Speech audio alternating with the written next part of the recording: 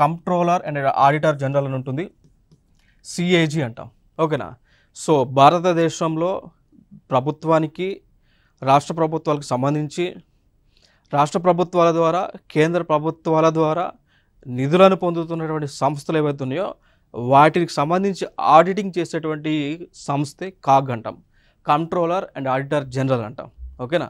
So like ఇప్పుడు పద్దులు ఉంటాయా, వాటిని అకౌంట్స్ చేసే డిపార్ట్మెంట్ అన్నట్టు ఇది కాగ్, ఇది కంట్రోలర్ అండ్ ఆడిటర్ జనరల్. ఓకేనా. సో దీనికి ఒక డైరెక్టర్ జనరల్ ఉంటారు. సో అట్లా డైరెక్టర్ జనరల్గా మొట్టమొదటిసారిగా తెలుగు రాష్ట్రాలకు చెందినటువంటి ఒక వ్యక్తిని నియమించారు. సో ఆయన పేరే కె సంజయ్ మూర్తి అనమాట. ఓకేనా. సో కె సంజయ్ మూర్తి గారు ప్రస్తుతము controller and auditor general of India. So కాగ్కి డైరెక్టర్ జనరల్గా ఈయన పదవిని చేపట్టడం జరిగింది. మొట్టమొదటిగా తెలుగు రాష్ట్రాల నుంచి మొట్టమొదటిగా కాగ్ డీజీ అయినటువంటి మొట్టమొదటి వ్యక్తి.